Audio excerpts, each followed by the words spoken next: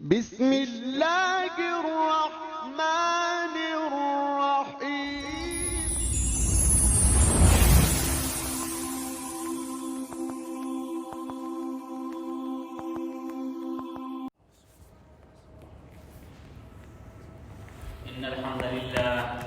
إن الحمد لله نحمده ونستعينه ونستغفره ونؤمن به ونتوكل عليه ونعوذ بالله من شرور أنفسنا ومن سيئات أعمالنا من يهده الله فلا مضل له ومن يضلله فلا هادي له وأشهد أن لا إله إلا الله وأشهد أن محمدا عبده ورسوله يا أيها الذين آمنوا اتقوا الله حق تقاته ولا تموتن إلا وأنتم مسلمون يا أيها الناس اتقوا ربكم الذي خلقكم من نفس واحدة وخلق منها زوجها وبث منهما رجالا كثيرا ونساء واتقوا الله الذي تساءلون به والأرحام إن الله كان عليكم رقيبا يا أيها الذين آمنوا اتقوا الله وقولوا قولا سديدا يصلح لكم أعمالكم ويغفر لكم ذنوبكم ومن يطع الله ورسوله فقد فاز فوزا عظيما أما بعد فإن خير الحديث كتاب الله وخير الهدي هدي محمد صلى الله عليه وسلم وشر الأمور محدثاتها وكل محدثة بدعة وكل بدعة ضلالة وكل ضلالة في النار فأعوذ بالله من الشيطان الرجيم بسم الله الرحمن الرحيم لقد جاءكم رسول من أنفسكم عزيز عليه ما عنتم حريص عليكم بالمؤمنين رؤوف رحيم وقال حسان بن ثابت رضي الله تعالى عنه وأحسن منك لم تر قط عيني وأجمل منك لم تلد النساء خلقت مبرأ من كل عيب كأنك خلقت كما تشاء. محترم بھائیو،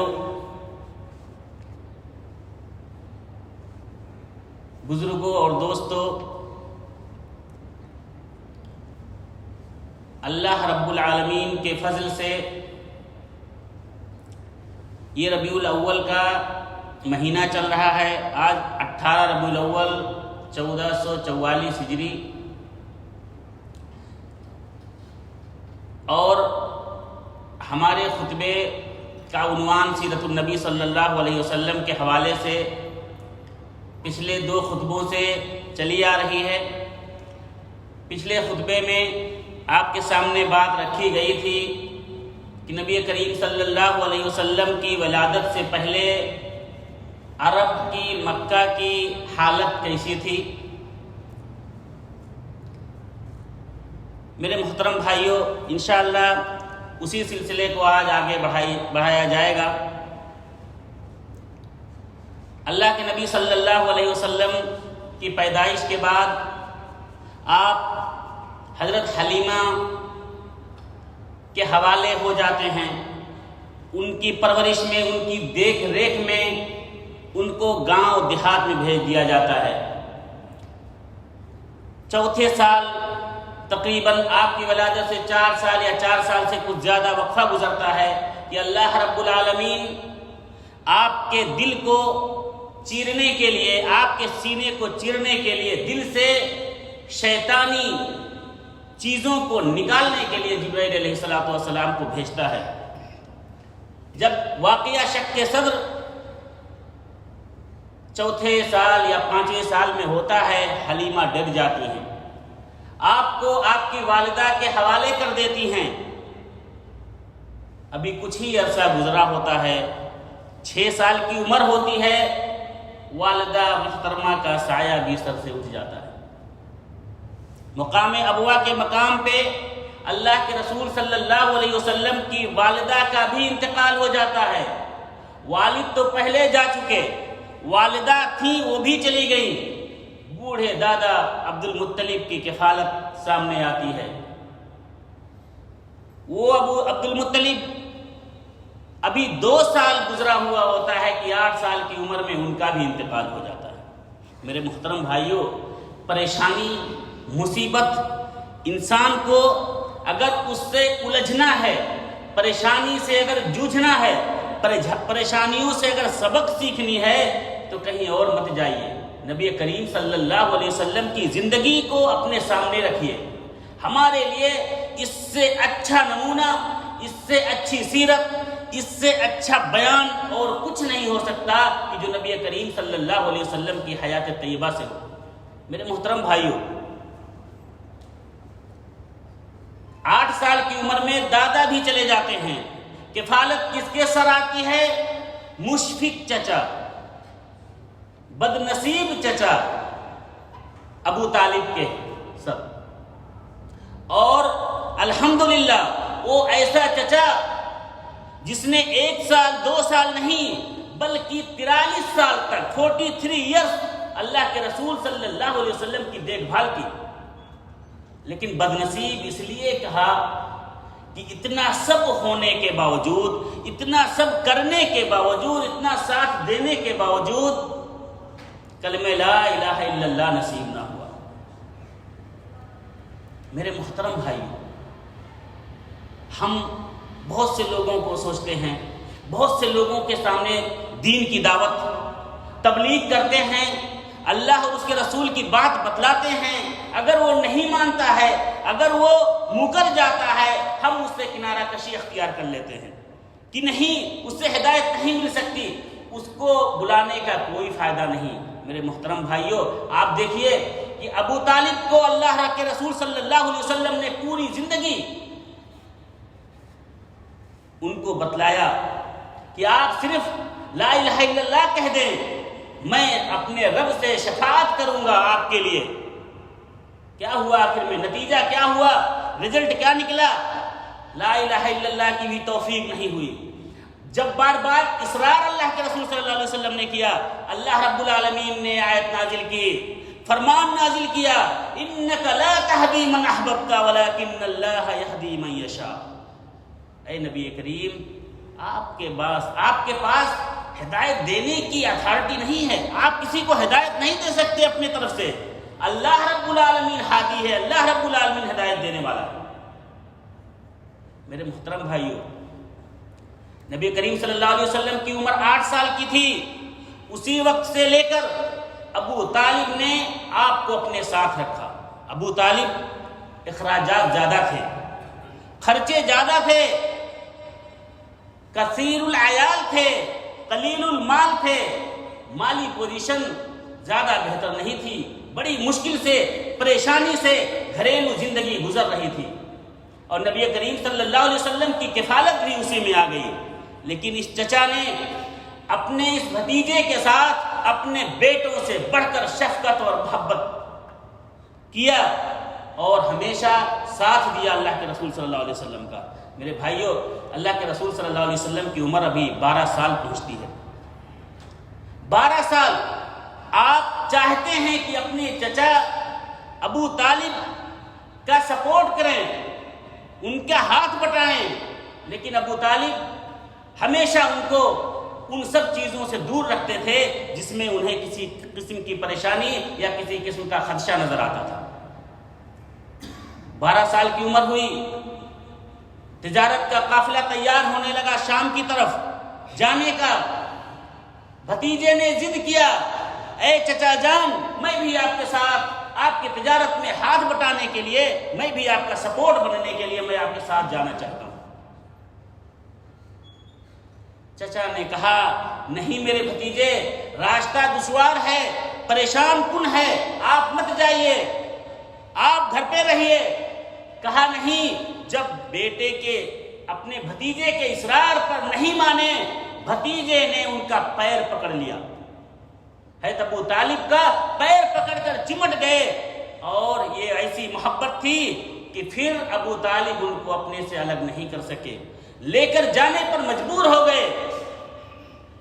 جب شام پہنچتے ہیں، شام سے پہلے بسرا نامی مقام پر جب پڑاؤ ڈالتے ہیں سستانے کے لیے، آرام کرنے کے لیے، وہیں پر ایک راہب کا گرجا بھی تھا جس کا نام جرجیس تھا، جو بحیرہ راہب کے نام سے مشہور تھا۔ میرے محترم بھائیوں، وہ راہب ایسا نہیں تھا، وہ راہب کبھی اپنے گرجا سے نکلتا نہیں تھا، لیکن جب اس قافلے کو دیکھا تو اپنے گرجے سے نکلا اور نکل کر پورے قافلے والوں کی دعوت کی، کہا آج سب ہمارے مہمان ہو، آج آپ لوگ ہمارے مہمان ہو، آج لنچ ہمارے یہاں رہے گا، لنچ کی پارٹی ہماری طرف سے ہوگی، دوپہر کا کھانا سب لوگ ہماری طرف سے کھائیں گے۔ کھانا تیار کرایا، سب لوگ پہنچ گئے، اللہ کے رسول صلی اللہ علیہ وسلم نظر نہیں آ رہے ہیں۔ وہ پوچھا کہ اور کوئی ہے؟ ابو طالب نے بتلایا، ہاں میرا بھتیجا ہے، اونٹ چرانے کے لیے گیا ہے، ابھی آ رہا ہوگا۔ سایہ دار درخت تھا، سب لوگ سائے کے نیچے بیٹھ گئے۔ اللہ کے رسول صلی اللہ علیہ وسلم آئے، درخت والا سایہ ختم تھا، سورج کے نیچے دھوپ میں بیٹھ گئے اللہ کے رسول صلی اللہ علیہ وسلم، اور راہب ہر سکنات و حرکات پہ نظر رکھ رہا تھا، دیکھ رہا ہے پیڑ کی ٹہنی اللہ کے رسول صلی اللہ علیہ وسلم کو سایہ کیے ہوئے ہے، پیڑ کی ٹہنی جھک گئی اللہ کے رسول صلی اللہ علیہ وسلم کی طرف۔ جب کھانا کھا لیا، ایک ایک کو راہب دیکھنے لگا، جب نبی کریم صلی اللہ علیہ وسلم کے چہرے تک پہنچا تو کہہ رہا یہ کس کا بیٹا ہے؟ ابو طالب نے کہا یہ میرا بیٹا ہے۔ راہب نے کہا نہیں، میں نے اپنے کتابوں میں پڑھا ہے، میرے کتابوں کی تعلیم کے مطابق یہ آپ کا بیٹا نہیں ہو سکتا، اس کے والد کا انتقال بہت پہلے ہو چکا ہے۔ ابو طالب نے کہا ہاں یہ میرا بھتیجا ہے۔ اس نے کہا دیکھو میں اپنے گرجا سے نکلتا نہیں ہوں، لیکن اللہ کی قسم جب یہ قافلہ آ رہا تھا تو میں نے شجر کو دیکھا، حجر کو دیکھا، پتھروں کو دیکھا، درختوں کو دیکھا جو اس کی طرف جھکے ہوئے ہیں، جو سب جھک کر استقبال کر رہے ہیں۔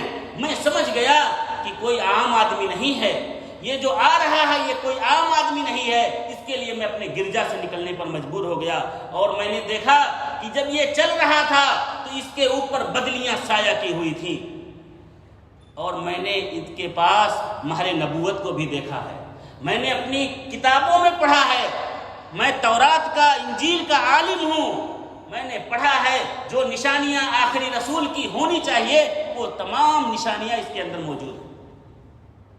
اس لیے میں آپ کو مشورہ دیتا ہوں کہ اس کو آگے مت لے جاؤ، یہیں سے واپس کر دو، نہیں تو آگے شام میں یہود و نصارہ ان کو تکلیف پہنچائیں گے۔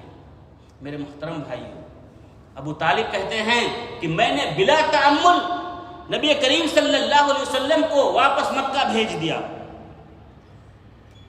میرے محترم بھائیوں، اللہ کے رسول صلی اللہ علیہ وسلم کی عمر بڑھتی گئی، بچپنا گزرا، جوانی گزری، نوجوانی گزری، لیکن اللہ کے رسول صلی اللہ علیہ وسلم کبھی بتوں کے قریب نہیں گئے، کبھی حرام کمائی کے قریب نہیں گئے، کبھی کسی غلط چیز کے قریب نہیں گئے۔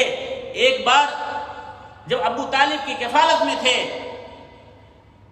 لوگ جا رہے تھے رات میں کہانیاں سننے کے لیے، کچھ ڈرامے ہو رہے تھے دیکھنے کے لیے۔ محمد صلی اللہ علیہ وسلم نے بھی سوچا میں بھی چلتا ہوں۔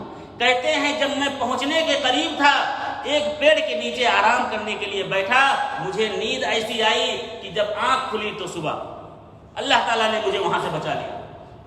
دوسری بار کہتے ہیں ایک درخت، دو درخت کھجور کے تھے، اس کے پاس ایک بت نصب تھا جس کو اہل مکہ چڑھاوا چڑھاتے تھے، اہل مکہ اس کے سامنے بھینٹ کرتے تھے، بلی دیتے تھے، جانوروں کو ذبح کرتے تھے اور پھر پکا ہوا کرتے تھے، ڈش بنتی تھی، دیگیں چڑھتی تھی اور کھایا جاتا تھا۔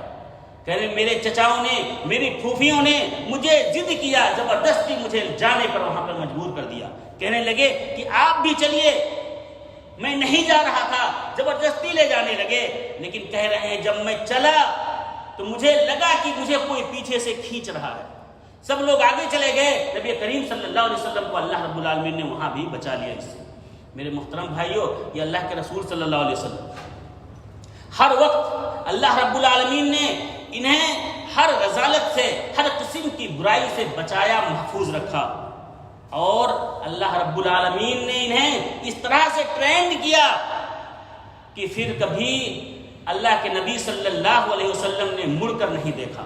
میرے محترم بھائیوں، یہ جب اللہ کے رسول صلی اللہ علیہ وسلم کی عمر 25 سال کو ہوتی ہے اور آپ کے چرچے، آپ کی امانت داری کے چرچے، آپ کی صداقت داری کے چرچے، آپ کی راست گوئی کے چرچے پورے مکہ میں عام ہو جاتے ہیں، لوگ امین و صادق کہنے لگتے ہیں۔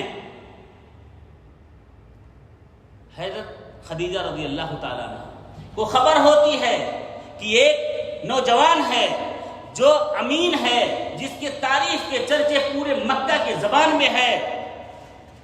کہتے ہیں کہ پیغام بھیجایا کہ میرا قافلہ شام کی طرف جا رہا ہے تجارت میں، اگر آپ جانا چاہتے ہیں تو میرا سامان لے کر جائیں، شام، ملک شام کو جائیں، اور جتنی میں اجرت دیتی ہوں دوسرے کو اس سے ڈبل دوں گی۔ نبی کریم صلی اللہ علیہ وسلم ابو طالب کے حالات سے واقف تھے۔ انہوں نے فوراً اپنے چچا سے مشورہ کیا، فوراً اپنے چچا کے سامنے بات رکھی کہ اے چچا جان، اگر آپ کہیں تو میں جانے کے لیے تیار ہوں، کیونکہ ہماری حالت بھی ایسی ہے کہ ہمیں کچھ ضروریات ہیں اور ہمیں کچھ انکم ملنا چاہیے۔ چچا نے رضامندی کا اظہار کیا۔ اللہ کے نبی صلی اللہ علیہ وسلم جانے کے لیے تیار ہو گئے، تجارت کے لیے تیار ہو گئے۔ حضرت خدیجہ رضی اللہ تعالیٰ عنہ پورے مکہ کی سب سے حسین عورت تھی، سب سے مالدار عورت تھی، سب سے زیادہ ہوشیار عورت تھی۔ انہوں نے ان کے ساتھ اپنے غلام میسرہ کو بھیج دیا اور ایک اور آدمی کو اجرت کے لیے انہی کے ساتھ لگا دیا کہ دیکھتے ہیں۔ حضرت میسرہ بیان کرتے ہیں کہ جب میں شام پہنچا تو دیکھ رہا ہوں کہ دھوپ ہے اور دھوپ میں بدلیاں اللہ کے رسول صلی اللہ علیہ وسلم کو اپنے سائے میں لیے ہوئے ہیں۔ دیکھ رہا ہوں کہ اللہ کے رسول صلی اللہ علیہ وسلم جو بزنس کر رہے ہیں ان کا طریقہ کیا ہے، جھوٹ نہیں بول رہے ہیں، جو کہہ رہے ہیں قسمیں نہیں کھا رہے ہیں۔ کہہ رہے ہیں ایک بیوپاری سے، ایک کسٹمر سے کچھ باتیں بڑھ گئیں، کسٹمر نے کہا ٹھیک ہے آپ کہہ رہے ہیں تو اب میں آپ کی بات ماننے کے لیے تیار ہوں، لیکن آپ لات و عزا کی قسم کھا لیں۔ اللہ کے رسول صلی اللہ علیہ وسلم نے فرمایا تم مجھے اس ذلیل چیز کی قسم کھانے کے لیے کہتے ہو جس کا نام سننا میں گوارا نہیں کرتا، جس کا میں دیکھنا گوارا نہیں کرتا، جس کو تم اس کی قسم میں کھاؤں گا۔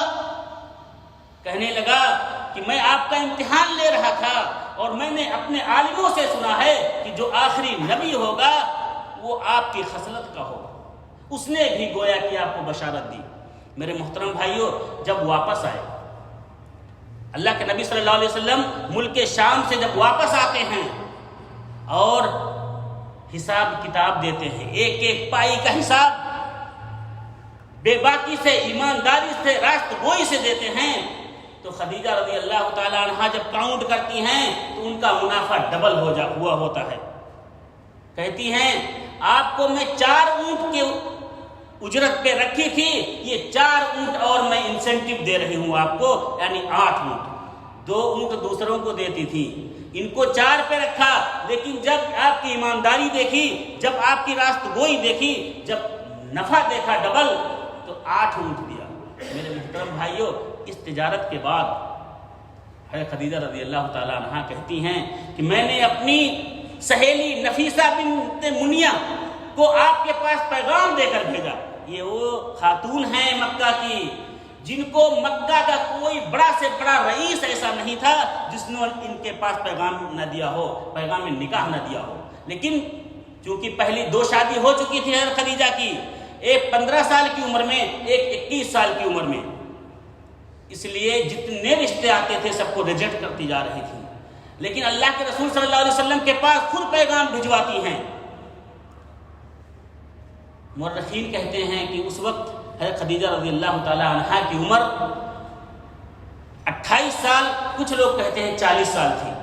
بہرحال اللہ کے رسول صلی اللہ علیہ وسلم اپنے چچاؤں سے مشورہ کرتے ہیں، حضرت حمزہ رضی اللہ تعالی عنہ پیش رہتے ہیں اور قبول کر لیتے ہیں، کہتے ہیں ٹھیک ہے، اور جا کر ان کے بھائی عمرو بن اسد سے بات کرتے ہیں۔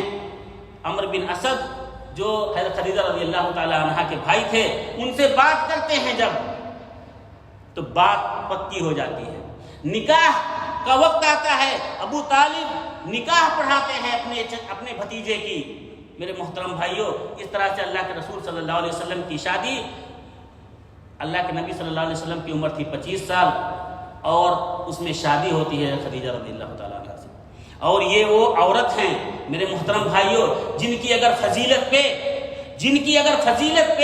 بیان کیا جائے تو ہفتوں چلے جائیں گے، لیکن ان کی فضیلت کم نہیں ہوتی، جنہوں نے اتنا ساتھ دیا نبی کریم صلی اللہ علیہ وسلم کا، اپنے غلام کو، جو ان کا غلام تھا زید، اس کو ہبہ کر دیا، ہدیہ بطور ہدیہ اللہ کے نبی صلی اللہ علیہ وسلم کو دیا۔ اور معلوم ہے حضرت زید کے بارے میں، یہ زید جو حارثہ کے بچے تھے، حارثہ جو قوم کے سردار تھے، جب ان کو پتا چلا کہ میرا بیٹا ایک آدمی ہے مکہ میں، محمد اس کے پاس ہے، تو مال و دولت لے کر آئے، کہنے لگے میرے بیٹے کو واپس کر دو۔ اس کے چچا بھی آئے، کہنے لگے میرے بیٹے کو واپس کر دو، میں اپنے بیٹے کو لے جانا چاہتا ہوں، جتنا مال چاہیے لے لو، جتنی دولت چاہیے لے لو۔ محمد صلی اللہ علیہ وسلم نے کہا کہ لے جاؤ، یہ زید ہے، یہ تمہارا بیٹا ہے، مجھے کچھ نہیں چاہیے، اگر یہ جانا چاہتا ہے تو لے جاؤ۔ لیکن اس نے انکار کر دیا، زید نے انکار کیا۔ باپ کہہ رہا ہے کہ اتختار العبودیہ للحریہ، کہ اے زید کیا تو غلامی کو آزادی پہ ترجیح دے رہا ہے؟ اتختار العبودیہ علی امک وعلی ابیک وعلی اہلک، کیا تو غلامی کو اپنے باپ پر ترجیح دے رہا ہے، اپنے ماں پر ترجیح دے رہا ہے، اپنے خاندان پر ترجیح دے رہا ہے؟ بخاری شریف کی حدیث ہے کہ جب انکار کیا، اللہ کے رسول صلی اللہ علیہ وسلم زید کو لے جا کے مکہ میں لے گئے اور فوراً لوگوں کے سامنے اعلان کیا کہ تشہدو بأن زیدا ابنی، سب لوگ گواہ رہو کہ زید میرا بیٹا ہے، یہ آج سے اس کو زید بن محمد کہو، یرثنی وارثہ، یہ میری مال کا وارث ہے، میں اس کے مال کا وارث ہوں۔ اس وقت متبنہ کا سلسلہ تھا، لے پالک بیٹا، لے پالک بچوں کا رسم تھا، کسی کو منہ بولا بیٹا بنا لیتے تھے، اس وقت رواج تھا، لیکن بعد میں اللہ رب العالمین نے اس کو ختم کیا سورہ احزاب میں آیت نازل کر کے کہ نہیں، جس کے باپ ہے اس کے باپ کے ناموں سے پکارا کرو۔ میرے محترم بھائیوں، اس طرح سے اللہ کے رسول صلی اللہ علیہ وسلم کی شادی 25 سال کی عمر میں ہوئی حضرت خدیجہ رضی اللہ تعالیٰ عنہ سے۔ جب آپ کی عمر 35 سال کی ہوئی تو مکہ میں ایک اور مسئلہ پیش آیا۔ مسئلہ یہ تھا کہ خانہ کعبہ کی دیوار بوسیدہ ہو چکی تھی، خانہ کعبہ کی دیوار ڈھانے لگی تھی۔ مکہ والوں نے پوچھا کہ حلال مال اکٹھا کرو اور مکہ کی تعمیر کرو، مکہ کو گرا کے اس کی تعمیر کرو، حرم مطاف کی۔ سب لوگ متفق ہو گئے، سب لوگوں کا حصہ لگایا گیا کہ کس کے حصے میں کون سا آنا چاہیے، کس کے حصے میں کون سا جز آنا چاہیے، سب لوگوں نے حصہ لگایا۔ اب بات یہ ہوئی، پیش آئی کہ اس کو گرائے گا کون، کیونکہ اس سے پہلے ہاتھی والا واقعہ، ابرہہ والا واقعہ گزر چکا تھا۔ ہمت نہیں تھی کہ کعبہ کو ڈھائے کون، انجام دیکھ لیا تھا کہ ایک ابرہہ آیا تھا، ابرہہ سبا، جس کی حیثیت ایسی ہوئی تھی کہ کھائے ہوئے بھوسی کے مانند ہو گئے تھے، ہمت نہیں ہو رہی تھی۔ ایک بہادر آدمی تھا جو حضرت خالد رضی اللہ تعالیٰ عنہ کا باپ ولید بن مغیرہ المخزومی، اس نے کہا کہ میں جاتا ہوں اور میں کدال اس پہ چلاتا ہوں، پھاوڑا لے کے جب پہنچتے ہیں وہ تو کہتے ہیں کہ اے اللہ، اس کو میں توڑنے جا رہا ہوں، لیکن اس توڑنے کے پیچھے خیر کا معاملہ ہے، تو میری نیت جانتا ہے، اس کو بنانے کے لیے ہم جا رہے ہیں۔ چنانچہ اس نے پھاوڑا مارا، تھوڑی سی دیوار ٹوٹی، لوگوں نے پھر بھی ہمت نہیں کی۔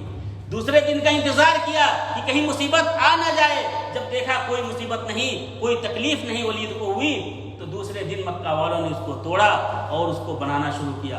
جب دیوار حجر اسود تک پہنچی تو ایک جھگڑا اور پیش آ گیا، سب لوگ چاہتے تھے حجر اسود کو ہم رکھیں۔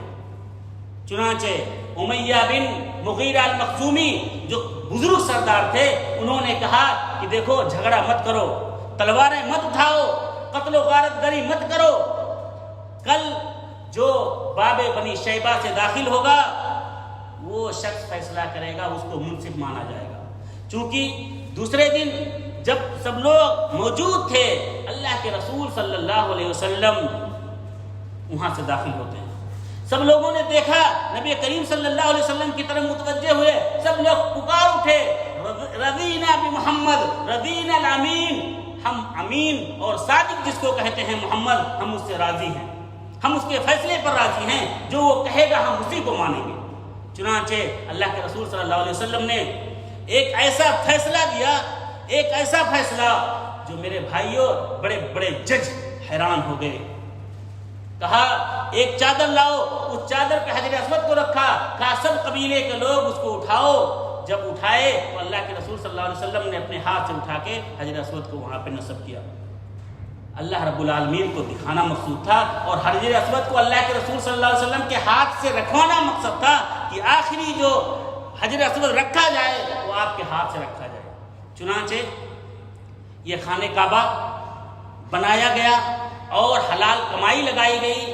اس میں شرط تھا کہ رنڈیوں کی کمائی، جوئے کی کمائی، سود کی کمائی نہیں لگے گی. چنانچہ حلال کمائی اتنی ہی تھی کہ جتنی آج کی شکل میں موجود ہے. وہ حتین کا علاقہ جو ہے وہ بھی خانہ کعبہ کا حصہ ہے، لیکن اس وقت حلال کمائی نہیں تھی جس کو اس کو لگایا جا سکے. میرے محترم بھائیوں، خانہ کعبہ تیار ہو گیا. وقت کافی ہو چکا. انشاءاللہ اگلے جمعہ کے خطبے میں آگے سلسلے کو بڑھایا جائے گا. اللہ رب العالمین سے دعا ہے کہ اللہ تعالی ہمیں حق بات کہنے کی توفیق عطا فرمائے. بارک اللہ لنا ولکم فی القرآن العظیم ونفعنی وإیاکم بالآیات والذکر الحکیم. انہ تعالی جواد کریم ملک برور رؤوف رحیم واستغفروہ انہ هو الغفور الرحیم.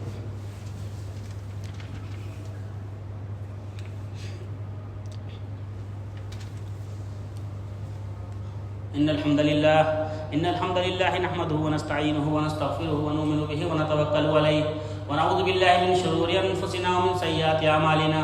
من يهده الله فلا مضل له ومن يضلل فلا هادي له وأشهد أن لا إله إلا الله وأشهد أن محمدا عبده ورسوله. أما بعد فإن خير الحديث كتاب الله وخير الهدي هدي محمد صلى الله عليه وسلم وشر الأمور محدثاتها وكل محدثة بدعة وكل بدعة ضلالة وكل ضلالة في النار. فأعوذ بالله من الشيطان الرجيم. بسم الله الرحمن الرحيم. إن الله وملائكته يصلون على النبي يا أيها الذين آمنوا صلوا عليه وسلموا تسليما. اللهم صل على محمد وعلى آل محمد كما صليت على إبراهيم وعلى آل إبراهيم إنك حميد مجيد. اللهم بارك على محمد وعلى آل محمد كما باركت على إبراهيم وعلى آل إبراهيم إنك حميد مجيد. اللہ رب العالمین سے دعا ہے کہ الہ العالمین ہم تمام لوگوں کو نیک عمل کرنے کی توفیق عطا فرمائے. الہ العالمین ہمیں اپنے نبی صلی اللہ علیہ وسلم کی سیرت کو پڑھنے اور ان کے طریقہ کار کو اپنانے اور ان کی اتباع کی توفیق عطا فرمائے. الہ العالمین ہم میں سے جو شخص پریشان حال ہے اس کی پریشانی کو دور کر دے. الہ العالمین ہم میں سے جو شخص مصیبت زدہ ہے رب العالمین اس کی مصیبت کو دور کر دے. الہ العالمین ہم میں سے جو شخص بیمار ہے اس کی بیماری کو دور کر دے. الہ العالمین ہم میں سے جو شخص مقروض ہے، جو قرض کے بوجھ کے تلے دبا ہوا ہے رب العالمین اس کے قرض کی ادائیگی کی کوئی صورت نکال دے. الہ العالمین ہم میں جب تک زندہ رکھ اسلام پر اور جو ہمارا خاتمہ ہو ایمان پر. وآخر دعوانا الحمدللہ رب العالمین. واقم الصلاۃ.